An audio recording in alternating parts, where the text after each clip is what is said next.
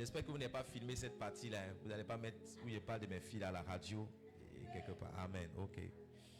Bienvenue en 2026. Cette année, c'est l'année de toutes sortes de grâces. All graces. Amen. Donc, je disais que je n'avais pas l'habitude de me prosterner quand on adorait le Seigneur. Je me prosternais, je me couchais, mais vous savez, je ne faisais pas ça avec révélation. Je faisais ça par imitation. Amen. Un enfant apprend par imitation. Et quand il grandit, il fait les choses par compréhension. Amen. Un enfant fait des choses par imitation. Un adulte fait les choses par compréhension ou par révélation. Et en lisant la Bible, en méditant la Bible, en étudiant la Bible, j'ai découvert que de plus en plus, des gens qui sont émerveillés par la présence de Dieu, par la fidélité de Dieu, tombent sur leur visage ou sur leur front, pour adorer, pour célébrer le Seigneur. Et je vais citer pour vous deux exemples. Allons-y ensemble dans le livre de Juges. Nous sommes au chapitre 7. Juges au chapitre 7. Certainement, ça doit être le verset 2. Juges, j'ai dit le chapitre 7. Le verset 15 plutôt. Le verset 15, je vous circonscris l'événement,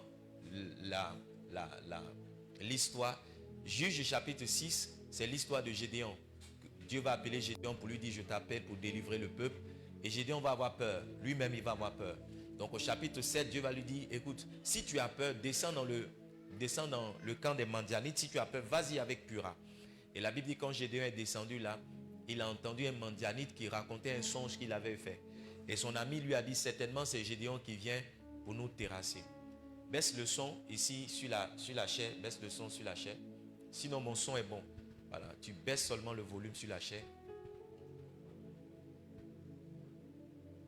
Donc Gédéon, la Bible dit que son ami va lui dire, c'est Gédéon qui vient nous, voilà. Donc lorsque Gédéon eut entendu le récit du songe et son explication, qu'est-ce qu'il a fait? La Bible dit, il se prosterna. Se prosterner ici, c'était la réaction de Gédéon devant la fidélité de Dieu. C'était pour Gédéon une manière de dire merci à Dieu pour le message qu'il venait de lui donner, pour ce qu'il allait faire. Amen. Donc de plus en plus, quand je monte sur la chair pour adorer le Seigneur, je me prosterne. Je me prosterne parce que j'ai compris que se prosterner, c'est une manière spirituelle de dire merci au Seigneur. Allons-y ensemble encore dans le livre de Genèse. Cette fois-ci, nous sommes dans le livre des commencements. Genèse chapitre 24, on va lire le verset 26. Genèse 24, ça a été notre test pour la traversée. Amen. C'était quoi? Notre test pour la traversée. Donc je vous invite à méditer encore ce test. Genèse 24, j'ai dit le verset 26. Ok. Ici, c'est le serviteur d'Abraham qu'Abraham avait envoyé en Mésopotamie. Hein? Voilà. Abraham vivait à Canaan et il a fait passer son serviteur en Mésopotamie, là où il est né, là où il a grandi, pour lui prendre une femme pour son fils Isaac. Amen. Et la Bible dit, lorsque le monsieur, il a prié Dieu, il a prié dans son cœur pour que Dieu fasse venir vers lui la fille en question.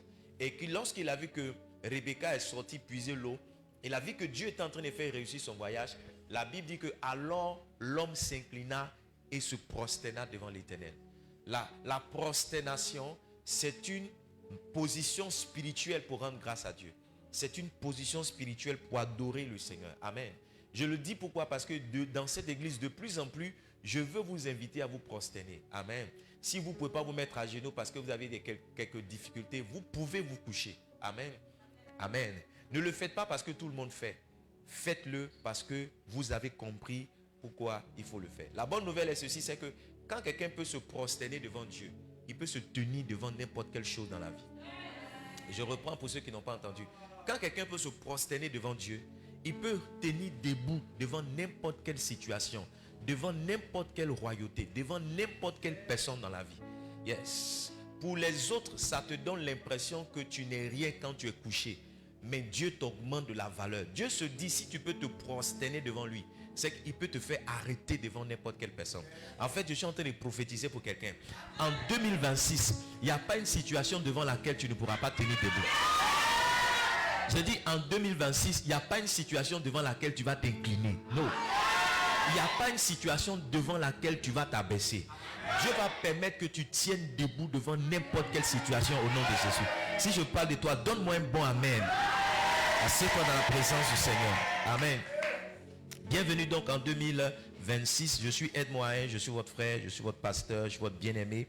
Et peu importe le canal par lequel vous me suivez, que ce soit à la radio, que ce soit à travers les réseaux sociaux, que ce soit à travers, que ce soit en présentiel, recevez mes salutations au nom puissant et merveilleux de Jésus-Christ de Nazareth. Le temps est très avancé. On va aller directement dans le message. Mais pendant que nous étions en train d'adorer le Seigneur, il m'a donné une image. Il m'a donné une vision. J'ai reçu une vision. La vision que j'ai reçue était la suivante. Est la suivante. J'ai vu comme un homme qui était en train d'enlever des plants. Pour ceux qui ont été à l'intérieur du pays, nous qui avons vécu à l'intérieur du pays, à l'ouest de la Côte d'Ivoire, il y a ce qu'on appelle les bas-fonds dans lesquels on plante du riz. Hein? Voilà, il y a des bas-fonds dans lesquels on plante du riz. Donc j'ai vu un homme dans un bas-fond en train d'arracher certains plants. Et pendant qu'il arrachait les plants, je l'ai entendu lui dire, je l'ai entendu dire que c'est à cause de ces plants-là qu'ils ont de tels fruits dans leur vie. C'est comme si je voulais lui dire, mais pourquoi tu arraches? Il dit, c'est à cause de ça qu'ils ont de tels fruits dans leur vie. Et donc, si je veux changer les fruits de leur vie, je dois aussi changer les plants qui produisent ces fruits-là. Et j'ai dit dans cette vision, si tu arraches ces fruits-là, comment est-ce qu'on va planter à nouveau? Et il m'a dit ceci, planter, c'est chaque parole que tu vas donner. Chaque parole que tu vas prêcher, ça sera comme un nouveau plan que le Seigneur essaie de mettre en terre. La Bible dit, pour étayer ce que je suis en train de dire, allons-y ensemble dans le livre de Luc, Luc au chapitre 8, le verset 11. Il dit, voici ce que signifie cette parabole. La sémence, c'est quoi? C'est la parole de Dieu. Donc, je veux que tu ne manques pas un dimanche. Je veux que tu ne manques pas une émission. Je veux que tu ne manques pas un enseignement. Parce que chaque fois que tu seras dans la présence de Dieu, Dieu sera en train de déraciner et planter à nouveau. Il sera en train d'enlever l'ivraie pour maintenant planter le blé en toi. Il sera en train d'enlever les plantes parasites pour planter en toi les plantes qui vont porter beaucoup de fruits. Je suis en train de dire que la couleur que ta vie aura, la couleur, les fruits que tu vas porter en 2026 dépendent des semences que tu vas recevoir en cette année 2026. Dis-moi Amen. Et en ce premier dimanche de l'année, je veux nous rappeler la vision que Dieu nous a donnée. Amen. 1 Pierre le chapitre 2, lisons ensemble le verset 4 au verset 5. Cette vision m'a été communiquée par le Seigneur en 2015. Amen. Dans la période de 2015, dans le mois de septembre, j'ai commencé à recevoir des visitations de Dieu. Dieu a commencé à me parler, il a commencé à me parler à partir de ce passage, mais je ne comprenais pas trop ce qu'il disait. Et c'est quand j'ai voyagé, je suis allé au Nigeria en décembre 2015 que Dieu a accentué. Amen. Pendant que à la pause, j'étais resté dans la grande salle de l'évêque David Oyedepo pour méditer sur ma vie et sur ce passage-là. Approchez-vous de lui, pierre vivante rejetée par les hommes, mais choisie et précieuse devant Dieu. Verset 5. Il dit, et vous-même comme des pierres vivantes, édifiez-vous pour former une maison spirituelle, un saint sacerdoce afin d'offrir des victimes spirituelles agréables à Dieu par Jésus-Christ. J'ai entendu Dieu me dire, édifie-toi et bâtis-moi une maison spirituelle. Des hommes et des femmes qui remplis du Saint-Esprit seront mes témoins dans le monde. Et donc si vous êtes ici ce dimanche et que si vous me suivez depuis quelques années, sachez que la raison pour laquelle nous nous rassemblons tous les dimanches, c'est d'amener cette vision que Dieu nous a donnée à être une réalité. La vision bâtit la maison de Dieu ou bâtit la maison de Dieu, on doit comprendre trois choses essentiellement. Je le rappelais aux pasteurs et aux ouvriers hier. La première chose, c'est que Dieu nous invite à bâtir des hommes. Amen. Ce lieu est un lieu pour construire des hommes.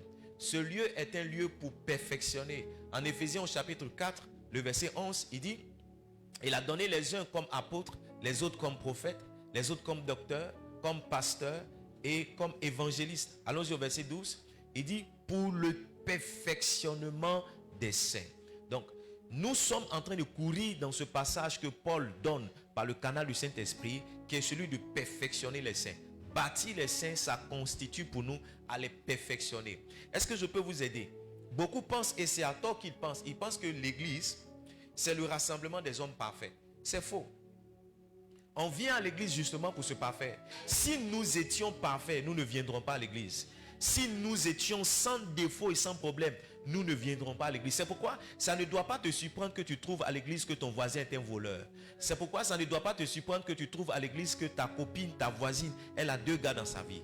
Ça ne doit pas te surprendre à l'église de voir que le frère que tu aimes beaucoup là, c'est un menteur. Ça ne doit pas te surprendre. Pourquoi? Parce qu'il est là où il faut être pour être perfectionné. Il est là encore avec ses défauts, il est là encore avec ses manquements, il est là encore avec ses problèmes. Mais progressivement, au fur et à mesure qu'il sera soumis à la parole de Dieu, le perfectionnement viendra. Touche un voisin et dis-lui, sois patient avec moi. Touche un autre voisin, dis-lui, je suis en train d'être perfectionné. Tout ce qu'on t'a dit sur moi, c'est vrai. Mais prie pour moi. Est-ce qu'il t'a souri? Si tu n'as pas souri, ce n'est pas grave. Le deuxième volet de cette vision-là, c'est de bâtir une organisation. C'est de faire comment? Bâtir une organisation. Nous sommes ici parce qu'il y a une organisation à bâtir. Amen. Une organisation à bâtir. Un système à bâtir. Va sur Internet et tape pour moi une organisation. Qu'est-ce que ça veut dire? Amen. Allons-y ensemble dans le livre de Actes chapitre 6. On lira le verset 1 jusqu'au verset 4 éventuellement. Une organisation, c'est un groupe structuré de personnes et de moyens coordonnés pour atteindre des objectifs communs. En d'autres termes, la vision que Dieu nous donne, celle de bâtir des hommes. Si nous n'avons pas une organisation en place, nous n'avons pas des structures en place, nous n'avons pas des moyens coordonnés mis en place, nous ne pourrons pas atteindre cet objectif-là qui est celui de bâtir des hommes. La Bible dit, regardons l'exemple des actes des apôtres. En ce temps-là, le nombre des disciples augmentant, les hellénistes murmuraient contre les Hébreux parce que leurs veuves étaient négligées dans la distribution qui se faisait chaque jour. Next verse, please. Les 12 convoquaient la multitude des disciples et dit, il n'est pas convenable que nous laissions la parole de Dieu pour servir au tables. Beaucoup pensent qu'à l'église, c'est juste un pasteur qui prêche et ça s'arrête là. Mais Pierre va nous montrer que derrière, ou bien pour qu'un pasteur prêche convenablement et que tout se passe bien, il y a toute une organisation, il y a toute une structure, il y a tout un système qu'il faut mettre en place. Il dit, c'est pourquoi choisissez parmi vous 7 hommes de qui l'on rende un bon témoignage, qui soit plein d'Esprit Saint, de sagesse, que nous chargerons de cet emploi. Enfin, le verset 4, il dit, et nous appliquerons, nous continuerons à nous appliquer à la prière et au ministère de la parole. Donc, à l'église, la prière et le ministère de la parole étaient pour les apôtres, mais pour que la prière et la parole soient relâchées, il y avait toute une organisation qui était mise en place. Amen. C'est pourquoi ce mois de janvier, je vais encourager quelqu'un à rentrer dans l'organisation. L'organisation, la structure ici, c'est l'ensemble des ouvriers. L'organisation de cette église Divine Sono repose essentiellement sur les ouvriers. Si je peux parler clairement et distinctement ce matin, c'est parce qu'il y a mon fils Jonathan qui est sur la Sono. Si vous pouvez me voir sur les écrans ou vous pourrez me revoir en semaine sur vos téléphones, c'est parce qu'il y a Shekinel, Kéran qui sont sur les ordinateurs et mon fils Yann qui est sur la caméra là-bas. Si vous pouvez être béni par les chants et dire aujourd'hui nous sommes allés à l'église, on a bien loué, on a bien adoré, c'est parce que Julie et ses copines ont bien accepté de quitter l'autre rangée donc de l'église, de s'asseoir ici pour se consacrer au ministère de la chanson. C'est parce que Fort aussi va passer tout son dimanche là sur le piano.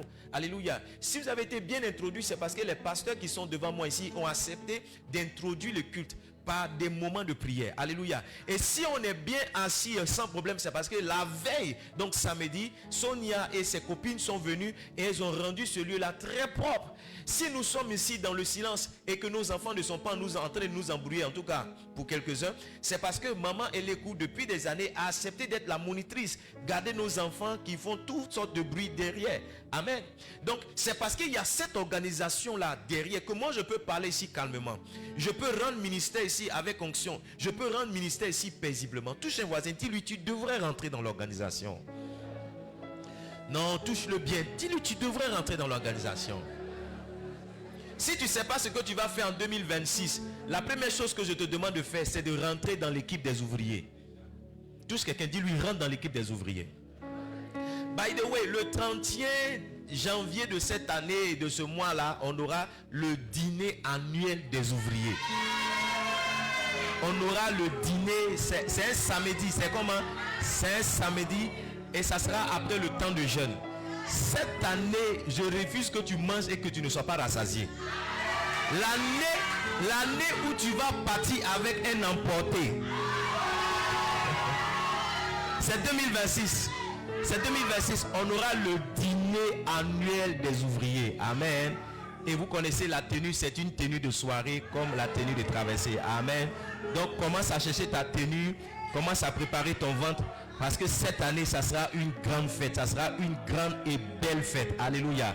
Dîner des ouvriers. J'étais en train de parler donc de la deuxième phase de cette vision-là qui est l'organisation. L'organisation. Et vous voyez dans le passage qu'on a lu, l'apôtre Pierre a mis un ensemble, donc il a mis en place une organisation qui consistait donc pour lui à avoir des gens qui prient, à avoir des gens qui prêchent, mais à avoir aussi des gens, comme on dit, qui servent aux tables. Alléluia. Le troisième volet de cette vision-là, c'est celle de bâtir des édifices. Avoir des temples à la gloire du Seigneur.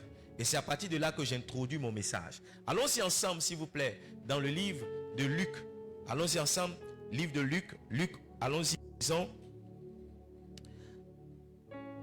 Luc chapitre 7. Tant pour moi, Luc chapitre 7. Quelqu'un est béni d'être là? J'espère que quelqu'un est béni de me suivre aussi en ligne, en direct. Je ne sais pas où vous me suivez. Écrivez de là où vous me suivez, s'il vous plaît. La Bible dit en Luc au chapitre 7, on peut lire à partir du verset 1. C'est donc l'histoire du centenier, mais la synoptique de Luc. Après avoir achevé ses discours devant le peuple qui l'écoutait, Jésus entra à Capernaum. Cette année, tu vas aller dans un autre pays au nom de Jésus. Je sens cela fortement dans mon cœur. Cette année, tu seras dans un autre pays, tu vas prendre une photo et tu vas dire, papa, je suis dans ce pays-là. Tu vas m'envoyer la photo. Verset 2. Verset 2, please go ahead. Un centenier avait un serviteur auquel il était très attaché et qui se trouvait malade sur le point de mourir. Verset 3. Verset 3. Ayant entendu parler de Jésus, il lui envoya quelques anciens des Juifs pour le prier de venir guérir son serviteur. Verset 4. Ils arrivèrent, on parle des anciens maintenant, auprès de Jésus et lui dirent, ils lui adressaient d'instantes supplications, disant, il mérite que tu lui accordes cela. Il mérite que tu lui accordes cela. Verset 5. Il dit, car il aime notre nation et c'est lui qui a bâti notre synagogue. C'est lui, j'ai envie de parler sur le thème ce matin, c'est lui qui a bâti notre synagogue. Parmi les choses que le Seigneur nous demande de faire en tant que Livingstone, c'est de bâtir des synagogues. C'est de faire quoi? C'est de bâtir des synagogues. Quelqu'un m'a dit, mais papa, en 2026, quel est l'intérêt de bâtir un temple? Quel est l'intérêt de bâtir une synagogue? C'est parce que ce lieu a été bâti que nous sommes assis convenablement, n'est-ce pas, silencieusement, religieusement, que nous sommes en train d'écouter un pasteur. Imaginez-vous qu'on n'avait pas ce lieu bâti. On serait en train de galérer sous une tente. Imaginez-vous qu'on n'ait pas ce lieu bâti. On serait en train de louer un autre endroit. Alléluia. Ça veut dire que pour atteindre l'objectif d'être des hommes bâtis et construits par le Seigneur, il a fallu que Dieu nous aide à mettre en place une organisation qui est en train de se parfaire. Mais il a aussi fallu que Dieu nous aide à bâtir cette maison dans laquelle nous sommes en train de prier. Alléluia. Je parle sur le thème général du mois de janvier qui est celui de bâtir la maison du Seigneur. Et précisément ce matin, je veux parler sur c'est celui qui a bâti comment notre synagogue. Je veux chaque année commencer sur ce thème-là parce que j'estime que c'est l'une des choses, l'une des clés les plus précieuses pour aider un homme à être béni. Amen. Vous savez, tout au long de cette première semaine, je suis en train de chercher Dieu par rapport à mes prérogatives, par rapport aux choses que je dois faire. Amen. Et Dieu m'a aidé. Le 1er janvier, je suis tombé sur un livre que j'ai acheté, comme on m'a fait depuis des années. Chaque année, j'essaie de lire ce livre-là, mais je n'avançais pas dans la lecture. Amen. Vous savez, quand c'est pas la saison de faire une chose, faire cette chose est très difficile. Quand c'est la saison vient avec la facilité de faire la chose.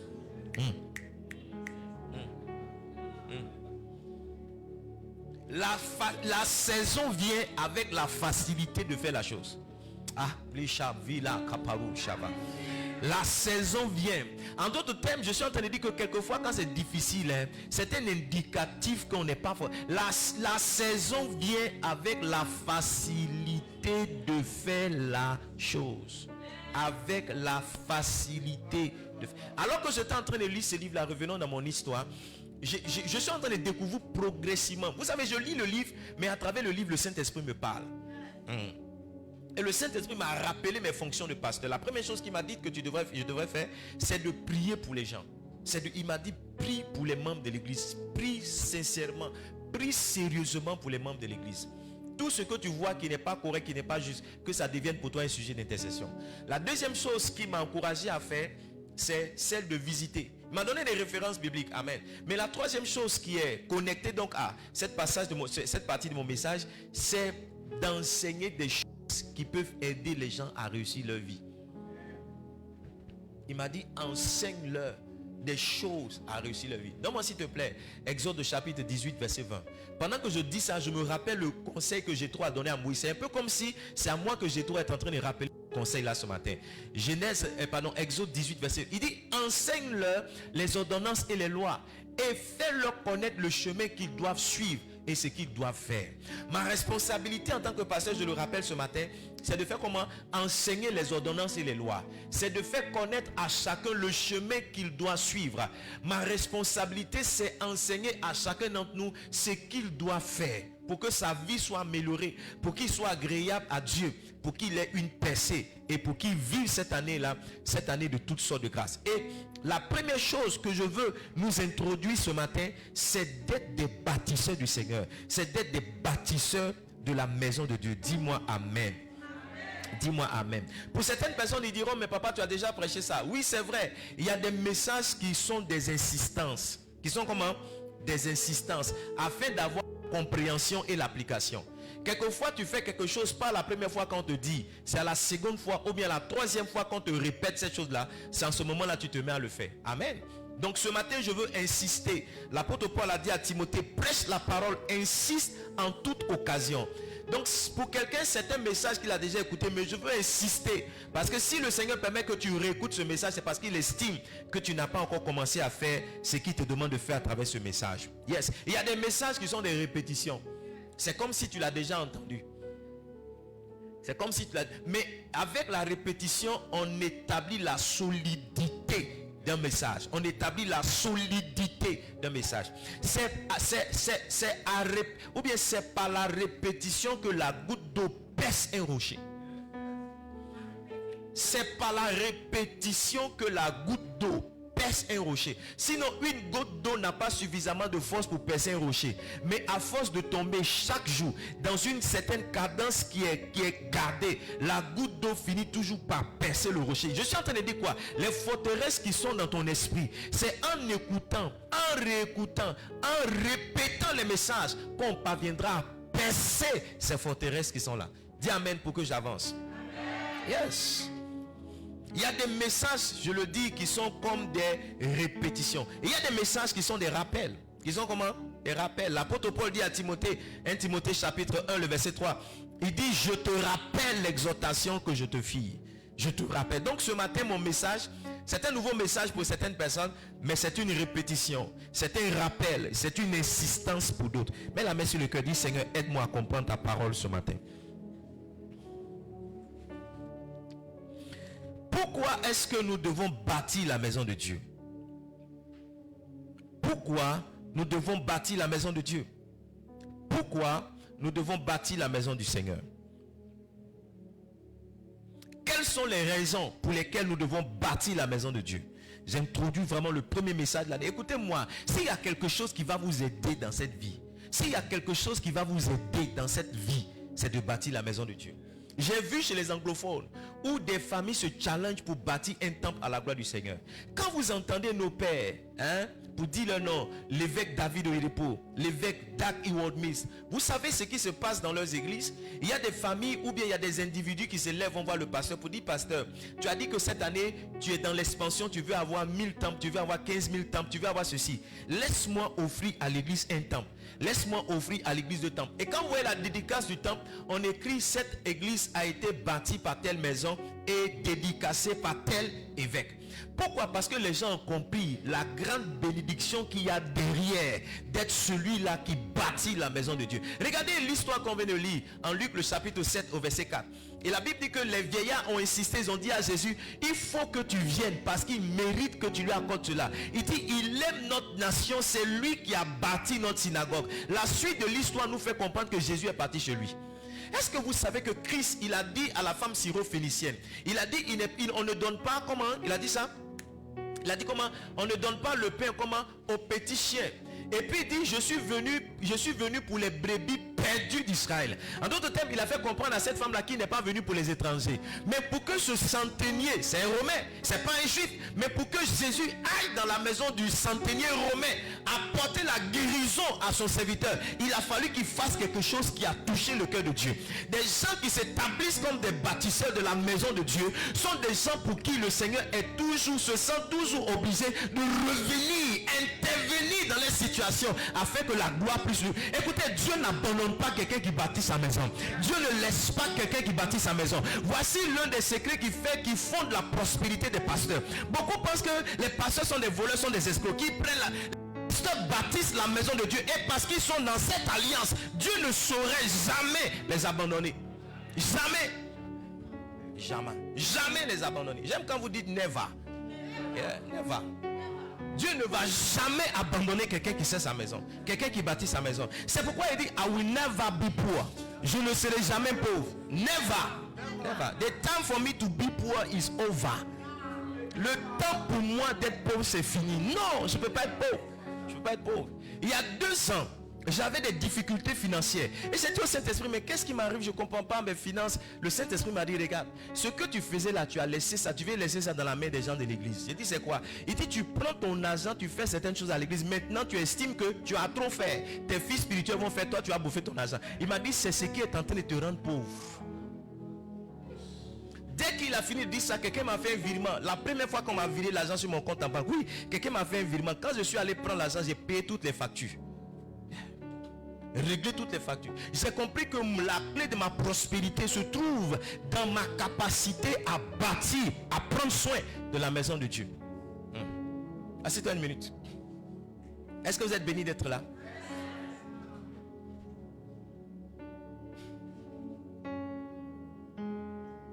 « 2026, il ne faut pas avoir peur du changement. »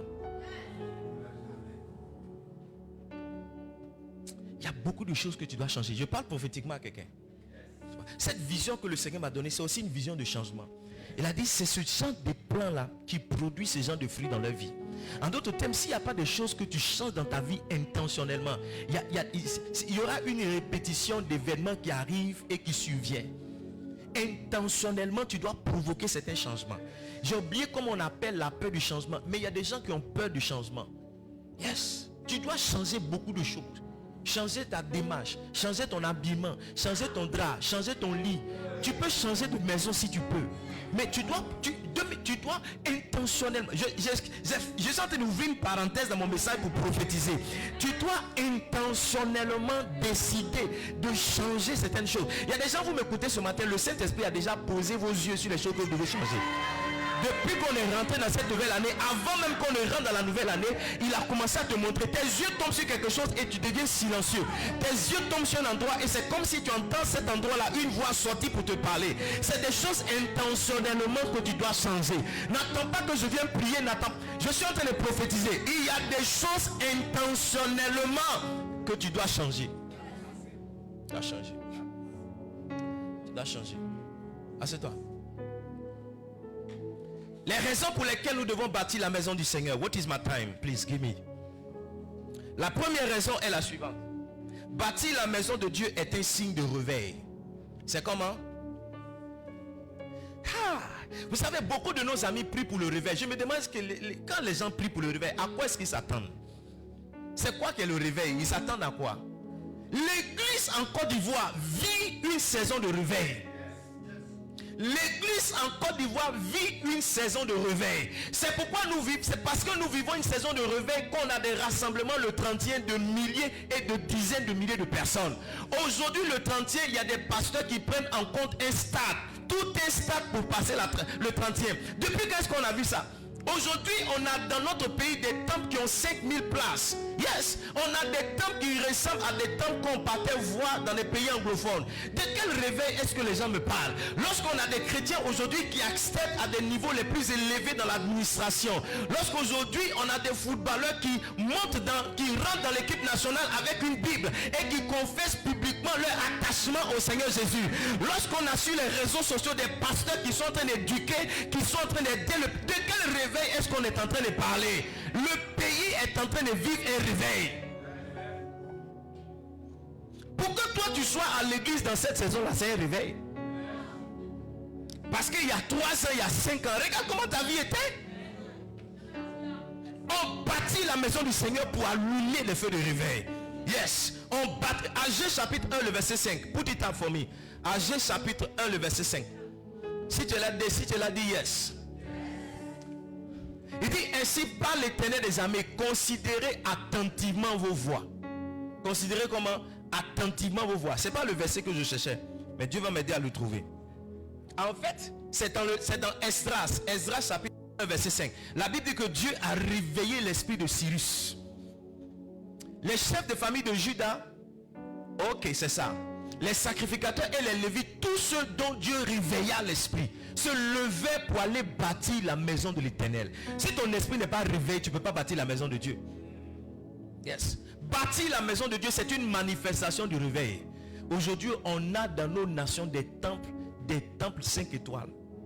Ah, il y a mes amis qui est en train de bâtir un temple là. Maki Broussi Branda.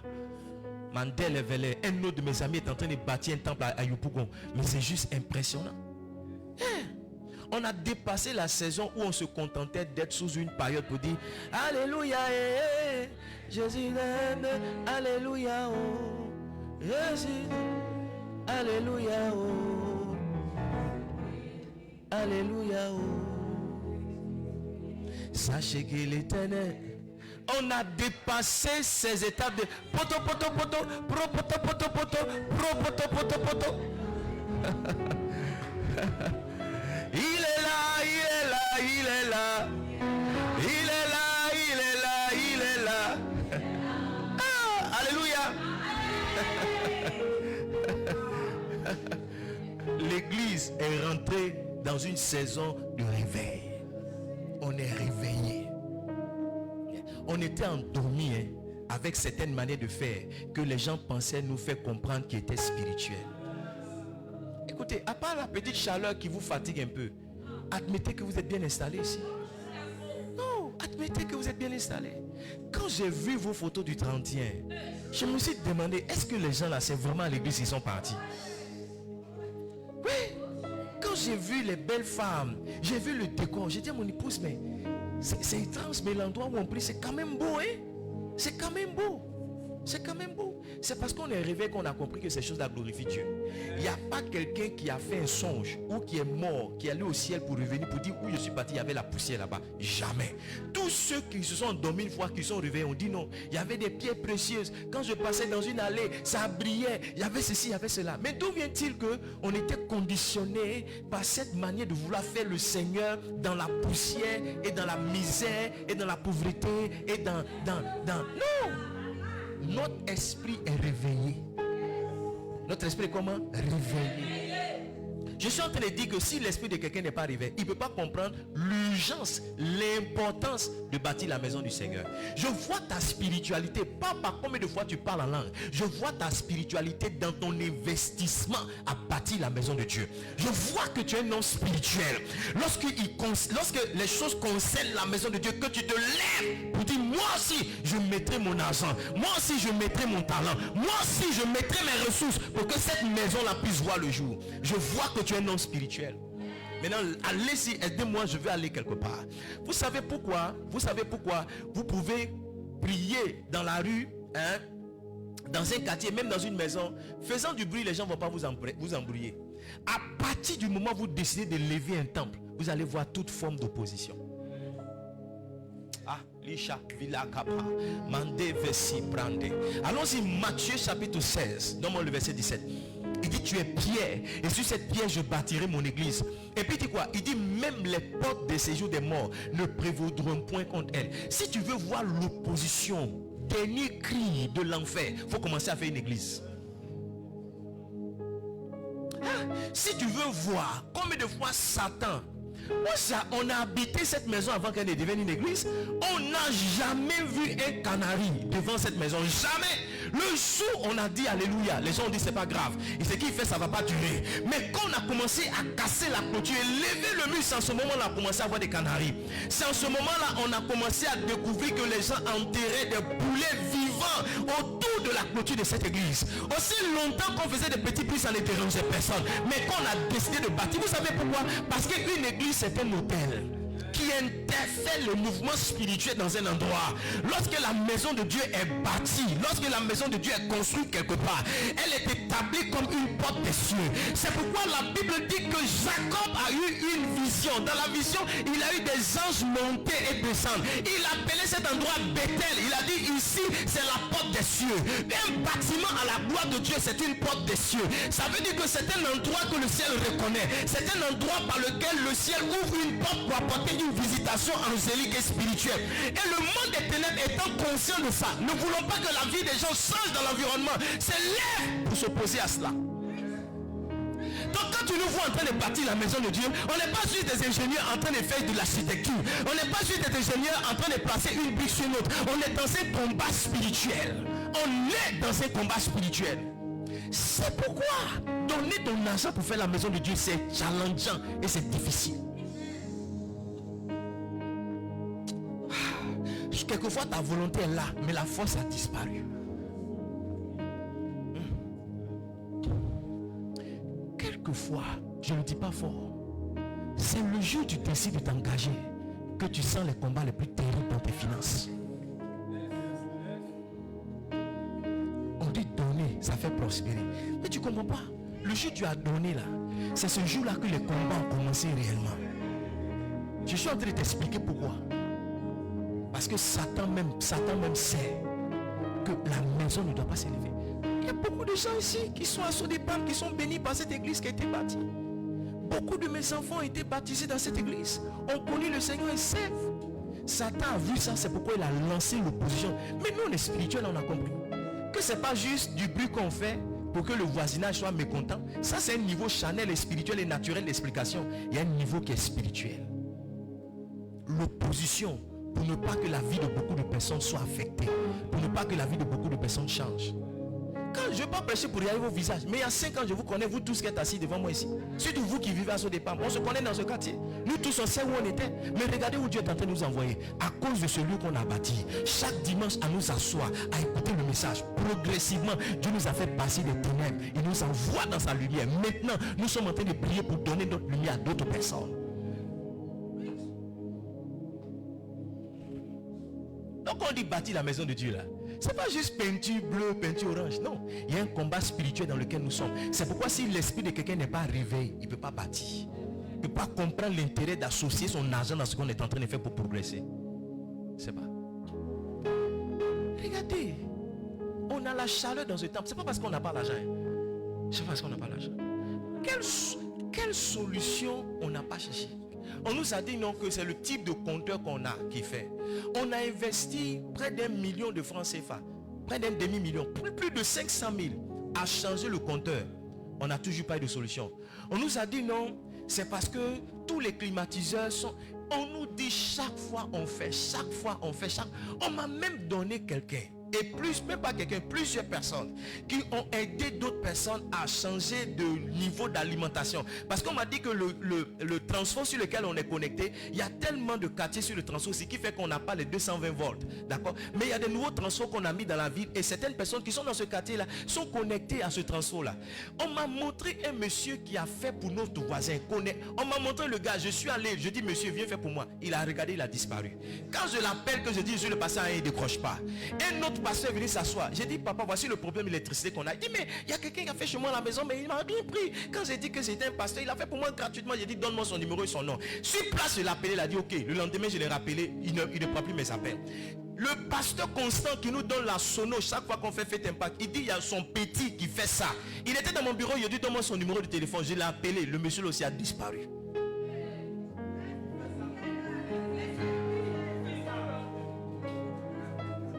On est dans un combat. C'est pas juste, non, on est dans un combat. On est dans un combat. Dans un combat. Et si je peux vous dire maintenant les attaques, les procédures judiciaires dans lesquelles je suis. Est-ce que je peux vous dire ça? Depuis 2000 combien? Dès qu'on a commencé à faire Alléluia, Amen, toutes ces procédures-là sont levées. Souvent, j'ai envie de vous transférer un peu le poids, le fardeau. Je vais voir si vous pouvez manger poulet, si vous pouvez vous habiller.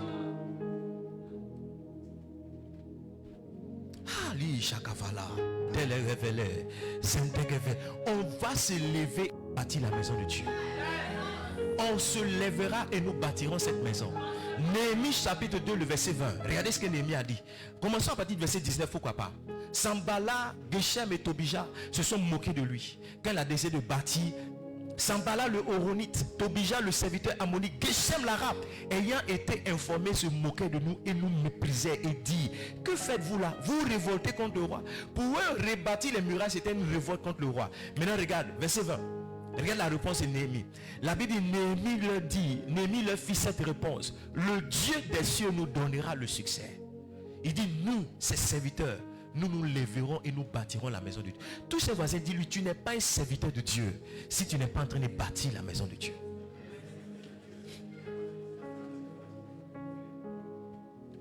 J'ai donné le prénom Néhémie à mon enfant pour me rappeler toujours que je suis en train de faire quelque chose, bâtir quelque chose, la maison de Dieu. Quand vous lisez toute l'histoire de Néhémie jusqu'au chapitre 6, le verset 15, c'est là que la Bible dit qu'ils ont reconstruit les murailles en 5 ans. Quand vous lisez surtout le chapitre 4, vous allez voir l'oppression que Sambala, ce qu'ils ont mis en place pour ne pas que justement ils puissent parvenir à réussir à rebâtir les murailles de Jérusalem. C'est pourquoi si vous n'êtes pas spirituel, ça sera difficile pour vous de vous investir dans bâtir la maison de Dieu. C'est juste le premier point. Nous bâtissons la maison de Dieu. Pourquoi? Parce que c'est, comme j'ai dit, un signe de réveil. Nous bâtissons la maison de Dieu parce que c'est un signe de réveil. Deuxième raison pour laquelle nous bâtissons la maison de Dieu. Peut-être que je devrais aller vite sur les autres points. Tu te l'as dit, yes. Bâtir la maison de Dieu est une preuve d'amour et de considération que nous avons pour Dieu. J'ai dit quoi? Bâtir la maison de Dieu est comme une preuve de l'amour et de la considération que nous avons pour Dieu. Si tu aimes Dieu vraiment, tu ne vas pas accepter que les gens le prient quelque part, qu'il soit bizarre. David a dit ceci. Il dit: dans mon attachement à la maison de Dieu et à la maison, dans mon attachement à Dieu et à la maison de Dieu, je donne. Allez-y lire 1 Chronique chapitre 29. Trouve-moi ce passage, 1 Chronique chapitre 29. Il dit: dans mon attachement à la maison de Dieu, voici ce que je donne. Tout à l'heure on a lu Luc le chapitre 7, le verset 4. Il a dit quoi? Il a dit, c'est lui qui a bâti, il aime notre nation, c'est lui qui a bâti notre synagogue. Ta capacité à bâtir la maison de Dieu, ça montre combien de fois tu aimes Dieu. Je t'aime, tu le sais. Monte dans mon cœur. Et mon cœur. Tu es mon. Ça c'est bon, c'est très bon, c'est un beau cantique. Quand tu es en train de pleurer.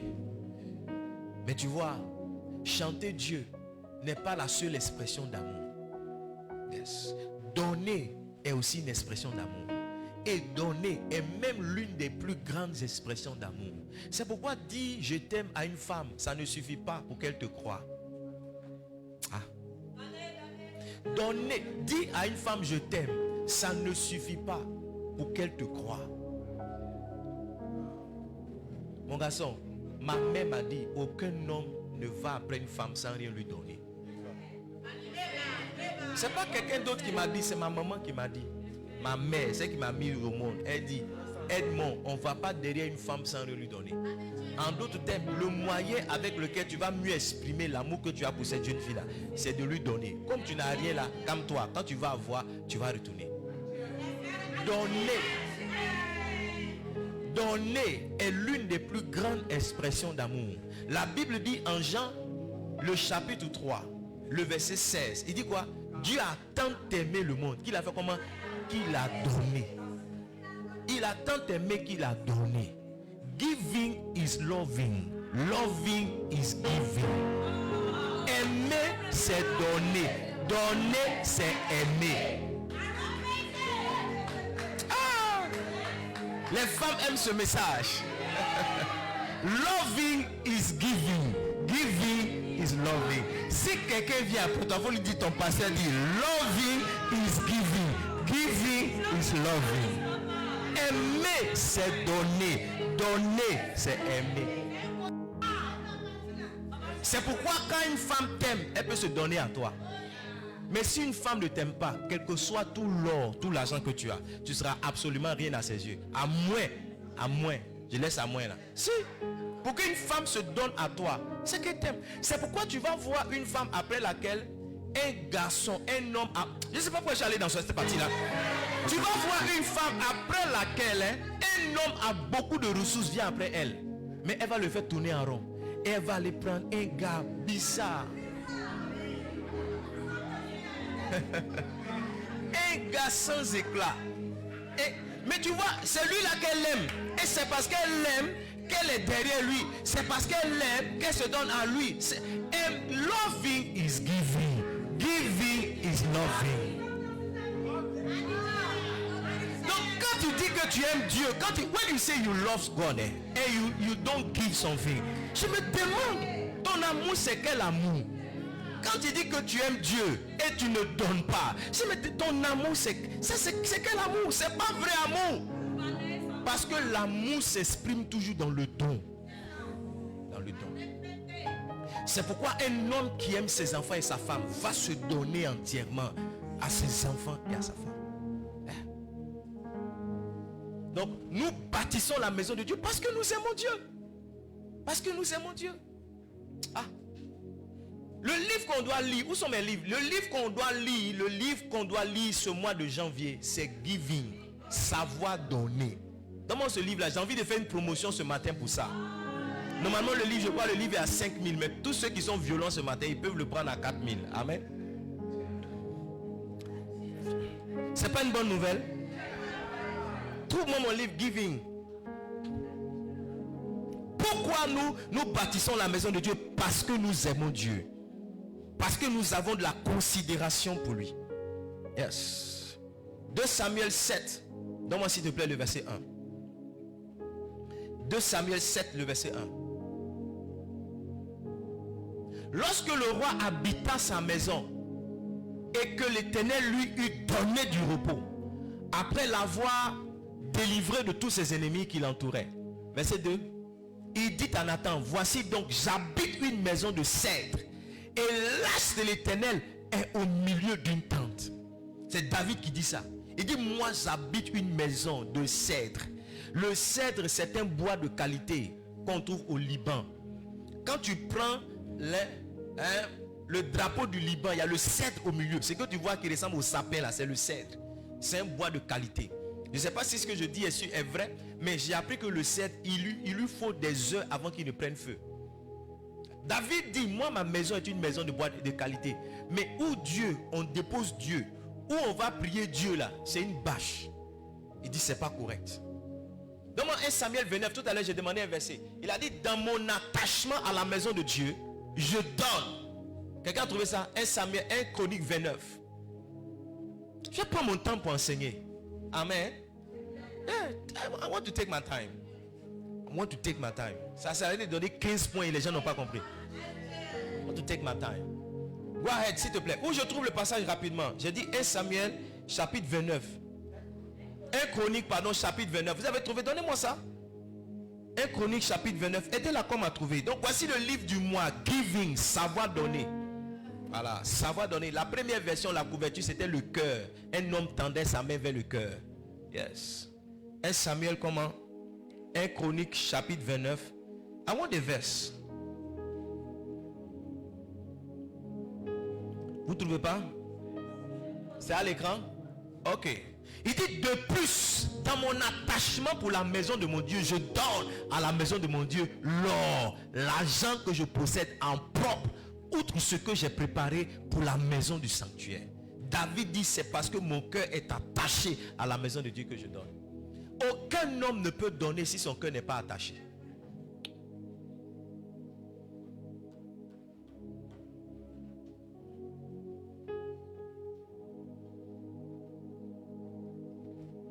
Troisième raison pour laquelle nous donnons,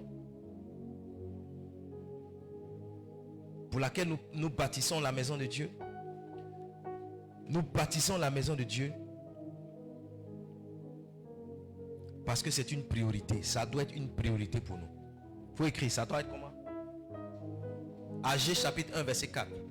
Il dit, est-ce le temps pour vous d'habiter vos demeures lambrissées quand cette maison est détruite?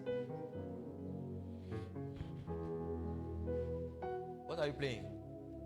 Une femme a dit à son mari pasteur, ah, depuis on fait le ministère,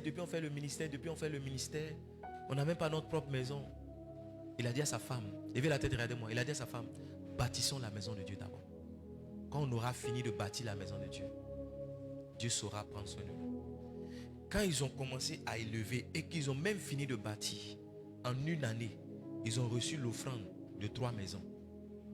3 personnes différentes. Je ne sais pas si c'est 3 personnes, mais en tout cas, en une année, ils ont reçu des maisons dans 3 opérations immobilières différentes. 3 maisons dans 3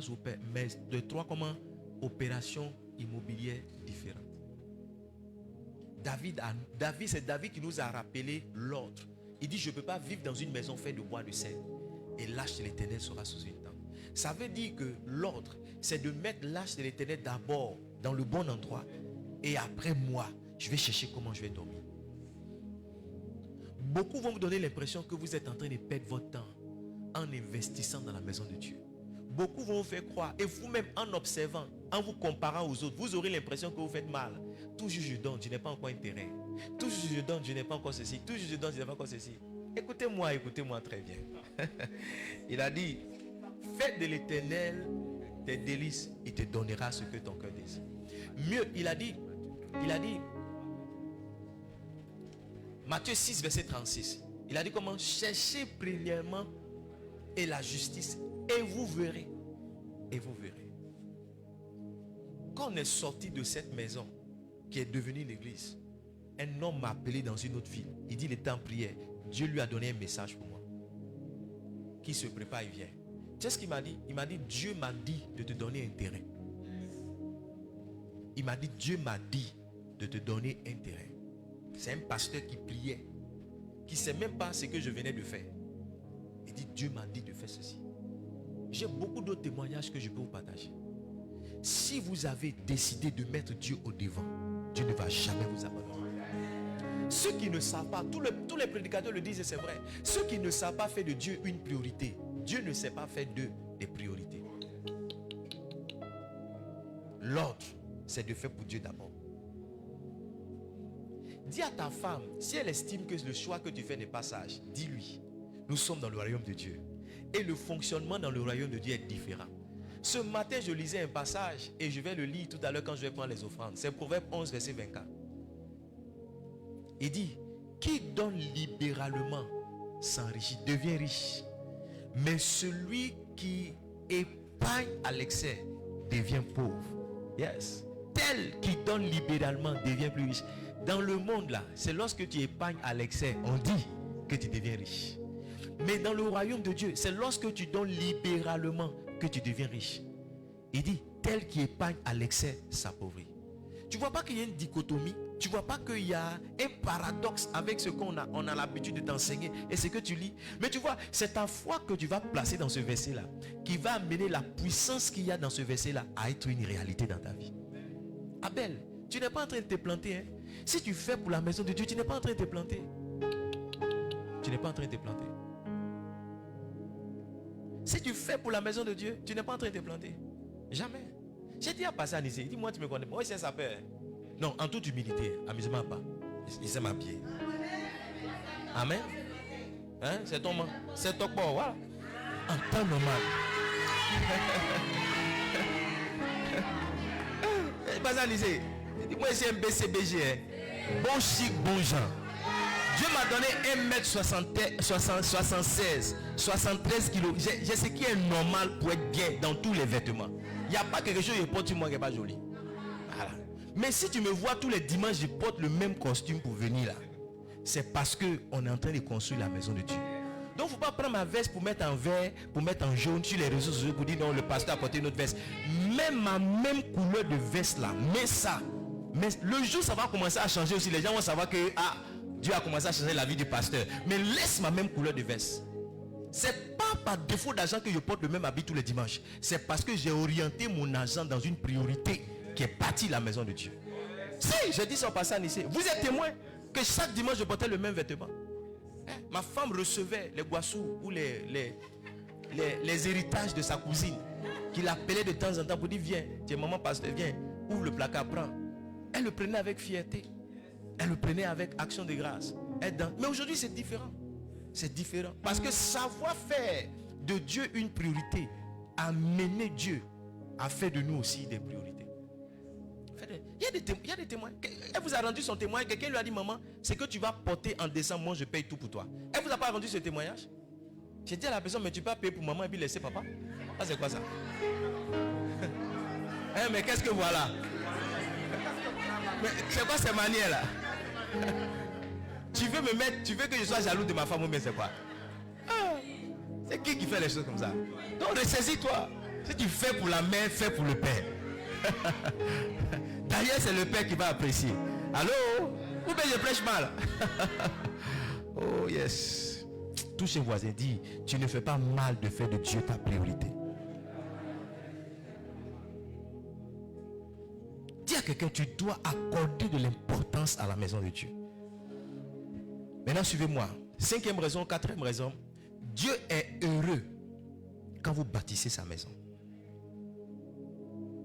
Agis chapitre 1, le verset.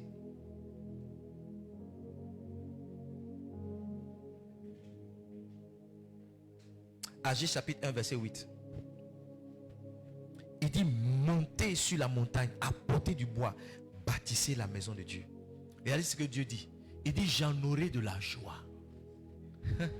Si tu me poses la question, pasteur, qu'est-ce que je peux faire pour toucher le cœur de Dieu? C'est de bâtir sa maison.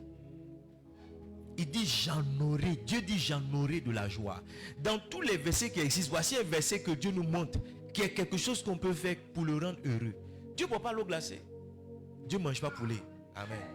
Dieu ne mange pas porc. Amen. Pour dire non, c'est la fête, on va envoyer un porc à Dieu. Non, Dieu ne mange pas loco. Dieu ne mange pas loco. À loco, Dieu ne mange pas gaba.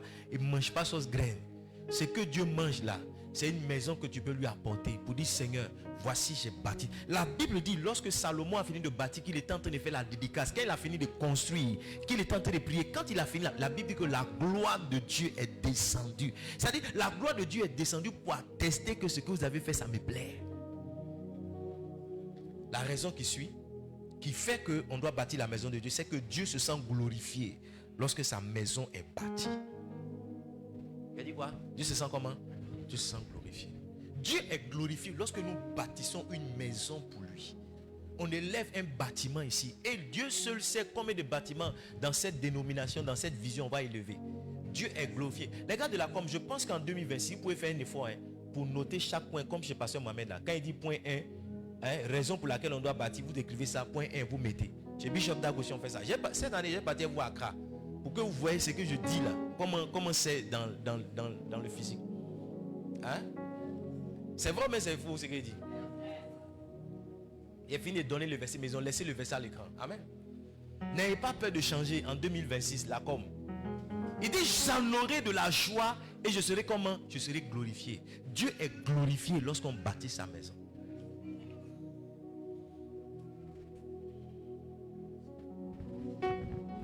L'apôtre Yeshua seulement dit la gloire de Dieu c'est tout ce qui caractérise Dieu. Donc la puissance ça caractérise Dieu. La beauté caractérise Dieu. Yes. Donc quand on offre quelque chose de beau à Dieu, on est en train de le glorifier. Comment Dieu est glorifié quand on est assis ici dans la chaleur? Comment Dieu est glorifié quand on est assis ici, quand c'est quelque chose n'est pas dans la laideur? Comment Dieu est glorifié lorsqu'on lui offre des bonnes choses? Vous savez, si Dieu n'était pas affecté par les mauvaises choses qu'on lui donnait, il n'aurait pas écrit Malachie. Parce que dans le livre de Malachie, il reprend les gens et dit, mais est-ce que toi tu peux envoyer une brebis qui a un pied cassé à ton gouverneur? Ton patron, tu peux lui envoyer une brebis qui a un pied cassé? Est-ce que tu peux envoyer à ton pasteur un poulet qui a un œil cassé, qui a une patte cassée? Tu ne vas pas le faire. À la limite, tu vas tuer, dépêcher toi à la maison pour dire non, propre, emballé pour envoyer. Sinon, tu ne vas pas envoyer poulet vivant qui a un pied cassé pour dire, papa, c'est le 30e, voici le poulet que je t'offre. Amen. Tu vois, si tu ne peux pas faire ça, ça veut dire que tu ne peux pas offrir à Dieu quelque chose qui est bizarre. Voici le point qui est là. Je clôture mon message. Sinon, j'avance. Amen. J'ai dit quoi? Dieu se sent glorifié. Lorsqu'on bâtit la maison de Dieu, quelle est la raison? On offre à Dieu un lieu de visitation. On offre quoi? Agé 2, verset 9. On offre à Dieu un lieu de visitation. Dieu est omniscient. Amen. Omniscient, ça veut dire quoi? Il sait tout. Dieu est omnipotent, ça veut dire quoi? Il peut tout. Voilà. Si tu veux savoir quoi est quoi, science, pense à la science. Potent, peu, pense à peu. Amen. Donc Dieu est omniscient, il sait tout. Dieu est omnipotent, il peut comment? Il peut tout. Mais Dieu est aussi comment? Omniprésent. Ça veut dire qu'il est partout à la fois. Mais en réalité, Dieu ne se révèle pas partout. Il y a des endroits où Dieu se révèle. Et quand un homme a bâti un endroit, qu'il a dit, Seigneur, je te donne cet endroit-là pour être un lieu où tu vas me visiter, Dieu honore. En fait, Dieu entre avec cette personne en alliance et il honore sa part de travail en venant visiter cette personne-là. Amen. Donc quand on bâtit une maison à la gloire de Dieu, on lui donne, on lui offre un endroit où il peut venir visiter ses enfants. Beaucoup, vous êtes ici, vous avez rendu témoignage plusieurs fois du haut de cette chair. Combien de fois Dieu vous a visité en étant présent ici? Ah, j'étais à l'église, papa a dit ça. J'étais à l'église, j'ai entendu ça. J'étais à l'église, telle personne a donné tel témoignage. J'étais à l'église. Ce que vous avez reçu à l'église, c'est énorme. C'est comment? C'est énorme. Touche un voisin, dis-lui, c'est pourquoi on doit bâtir sa maison. C'est pourquoi on doit bâtir sa maison. Amen. Quelle est la raison maintenant? Septième. Dieu envoie la provision pour ceux qui veulent bâtir sa maison. Dieu fait comment? Dieu envoie la provision.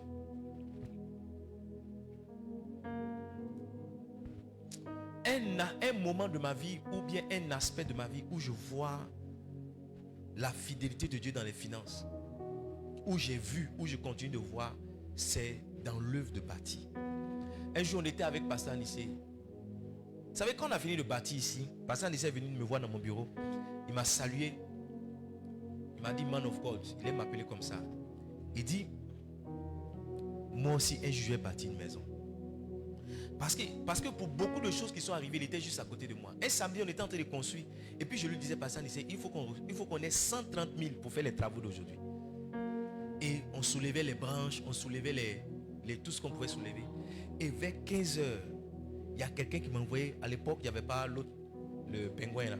Il y a quelqu'un qui m'a envoyé plus 454. Exactement les 130 000. Et j'étais à Pasteur Anissé, regarde, une personne que je n'ai pas appelée. Et la personne me dit, non, pasteur, vraiment Dieu m'a mis à cœur de te donner ça. Dieu donne la provision à ceux qui décident de bâtir sa maison. Voici la lecture que ceux qui sont dehors font. Ils se disent que c'est parce que le pasteur il a beaucoup d'argent qu'il fait ce qu'il a. C'est pas vrai.